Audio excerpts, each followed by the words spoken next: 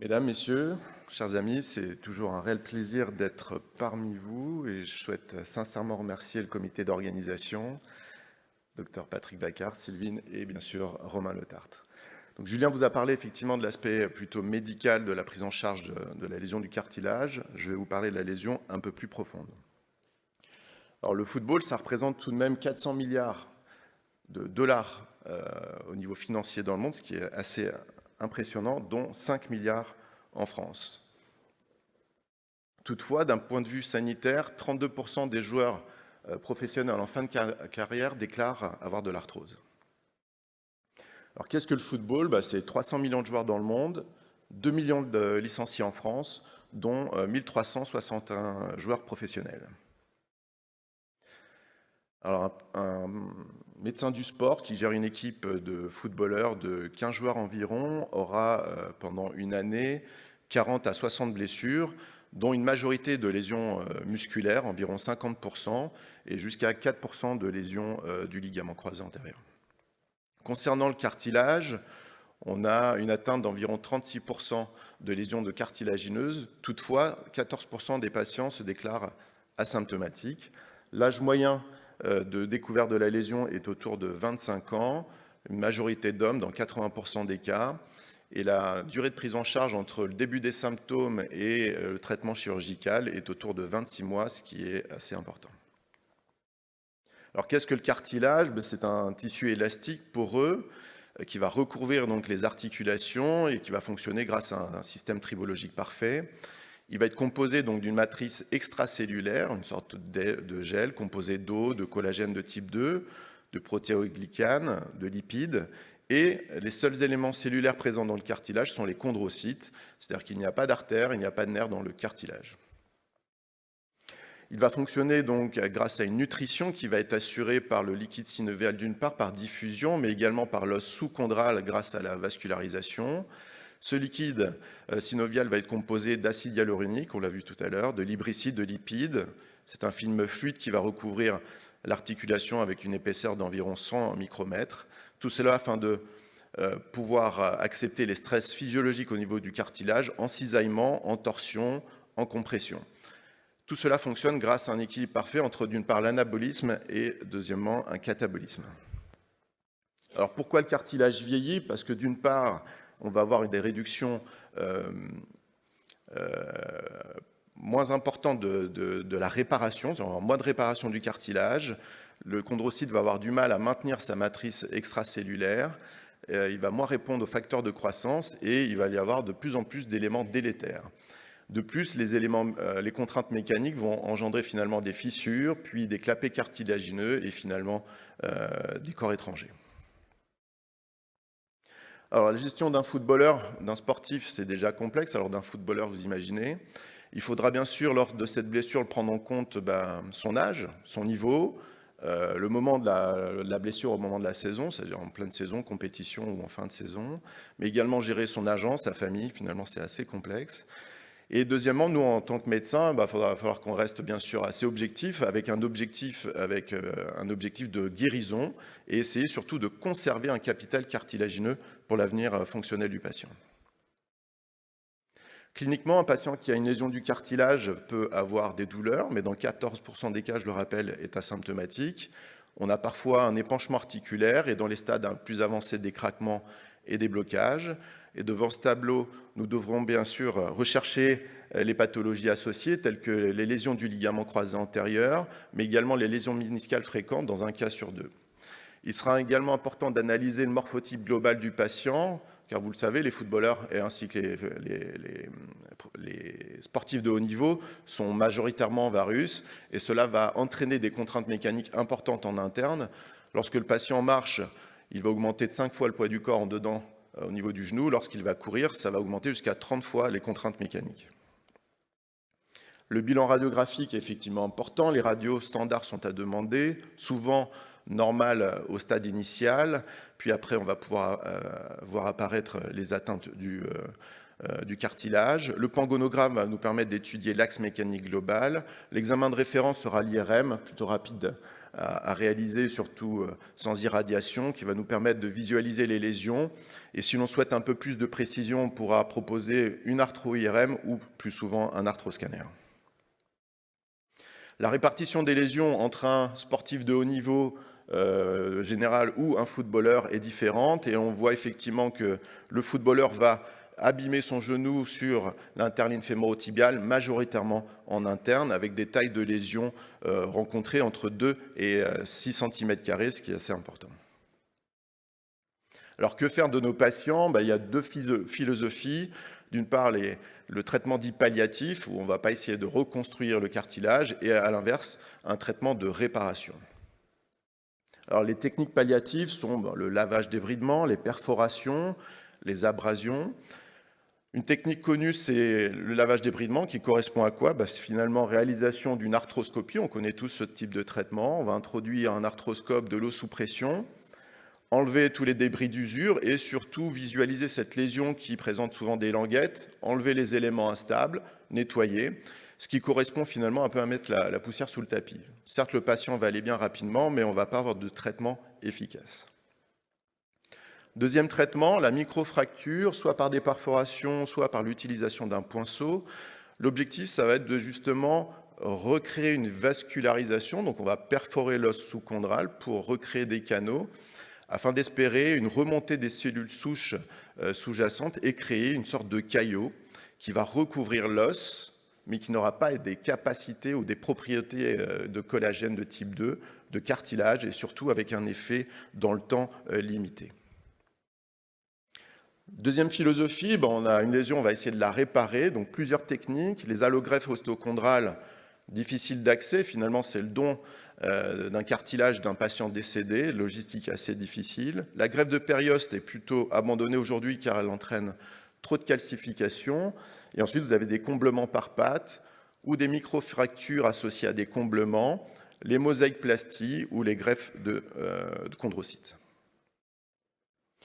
Alors en France, l'utilisation de greffe de chondrocytes est assez difficile car finalement pas autorisée. Plusieurs essais ont été réalisés, et c'est toujours dans le cadre d'essais cliniques, dont le CartiPatch. L'objectif, c'est une chirurgie en 3 temps. Donc on va premièrement aller biopsier du cartilage au niveau du genou, puis le mettre secondairement en culture pour faire pousser plusieurs millions de chondrocytes que l'on va introduire secondairement avec une greffe, une chirurgie qui est souvent réalisée à ciel ouvert, pour greffer ces chondrocytes au niveau du site opératoire.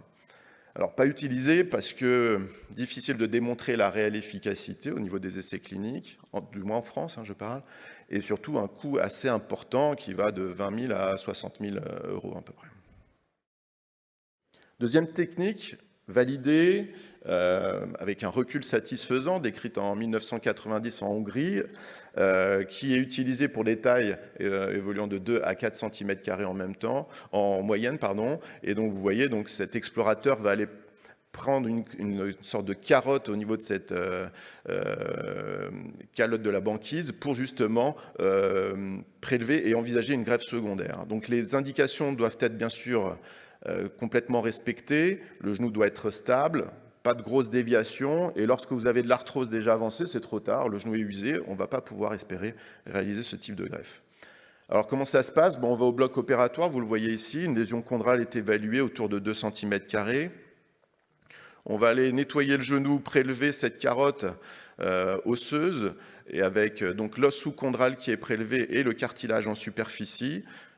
La lésion est nettoyée afin de pouvoir justement réaliser la greffe secondaire à l'aide d'outils spécifiques. Vous voyez, la greffe va s'enfoncer dans le tunnel pour obtenir cet aspect assez satisfaisant de comblement, ce qui permettra réellement de réparer le cartilage. Deuxième type de technique de réparation, les microfractures ou les matrices. Donc, objectif numéro 1, donc évaluer la lésion à l'aide d'un emporte-pièce. Puis, on va essayer de recréer une revascularisation avec des perforations de l'os sous-chondral. Puis, mise en place d'une sorte de glu, une colle, et application de cette matrice secondaire. dont l'objectif est effectivement espérer une repousse au niveau du cartilage. En France également, problème, hein, ça a été étudié, utilisé, et en 2021, l'HAS a enlevé le remboursement de ce type de produit, donc l'accessibilité en France reste assez limitée. Alors si l'on regarde les résultats, on sait que le délai de prise en charge est finalement assez important et il a été réellement démontré que la prise en charge d'un patient dans l'année après le début des lésions est important car cela permet d'augmenter le taux de réparation et surtout d'augmenter le taux de retour au sport. La taille est également importante, Romain. Pour les lésions de moins de 2 cm², il est traité par microfracture ou mosaïque-plastie. Il apparaît de meilleurs résultats et un meilleur retour au sport. Et si l'on compare les cas techniques assez fréquentes entre les microfractures, mosaïques, greffe de chondrocytes ou le lavage, on se rend compte que la mosaïque est assez intéressante car elle permet un retour au sport dans presque 90% des cas, avec un niveau conservé dans 2/3 des cas et une moyenne de retour au sport autour de 4 mois. Et si on regarde ce lavage débridement qui est facilement pratiqué, lui permet effectivement un retour rapide aux activités dans 100% des cas, en environ 3 mois. Par contre, si l'on compare l'efficacité du traitement, c'est-à-dire va-t-on finalement reconstruire du cartilage, on se rend bien compte que les microfractures et les débridements permettent effectivement un retour au sport assez important, mais toutefois avec une réparation cartilagineuse faible, voire nulle, finalement avec une diminution du cartilage et surtout de la fonction du patient à l'avenir probable, alors que les greffes de chondrocytes et la mosaïque-plastie permettent également un retour au sport, mais surtout avec l'espoir finalement de réparer et de soigner le patient. Alors que faire ? Alors plusieurs protocoles sont proposés, une étude intéressante de Bakers pour la prise en charge des sportifs pendant une saison. Donc, lors de la découverte de la blessure pendant la saison, on propose dans un premier temps cette arthroscopie lavage, débridement. Et si on a accès aux greffes de chondrocytes, profiter de cette intervention pour faire cette biopsie et réaliser les cultures. Et dans un deuxième temps, pendant la trêve, lorsqu'on a effectivement un peu plus de temps, donc opérer le patient avec réalisation soit d'une greffe de chondrocytes si possible, ou d'une mosaïque-plastie. Je vous remercie.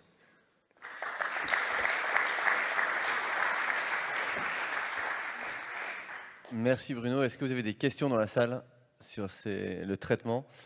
Oui.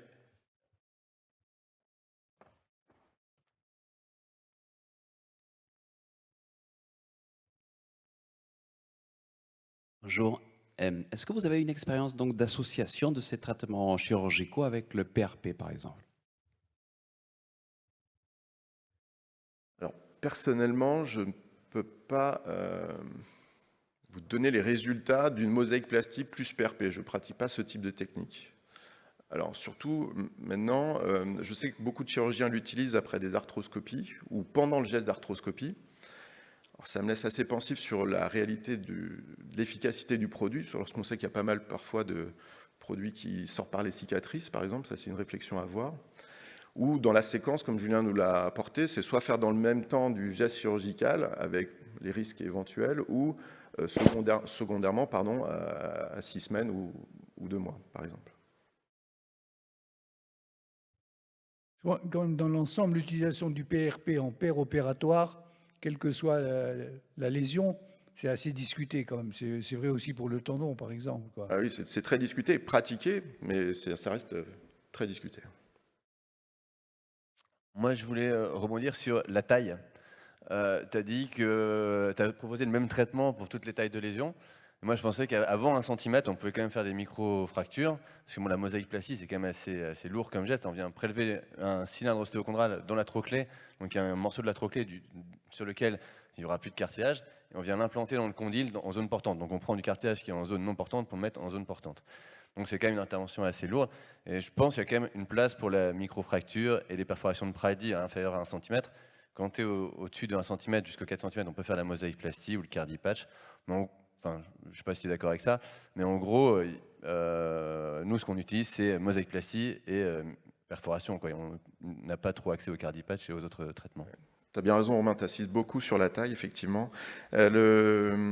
effectivement, petite taille accessible, on va privilégier la microfracture. Hein, c'est un geste simple et qui finalement permet d'obtenir ce caillot qui est assez satisfaisant, parce que la mosaïque, c'est sympa quand on peut mettre un plot, mais souvent on l'utilise pour mettre 1, 2 ou 3 plots pour les tailles habituelles. Inférieures à 2 cm², on va plutôt préférer la microfracture. Et entre 2 et 4 cm², on va plutôt privilégier la mosaïque plastique.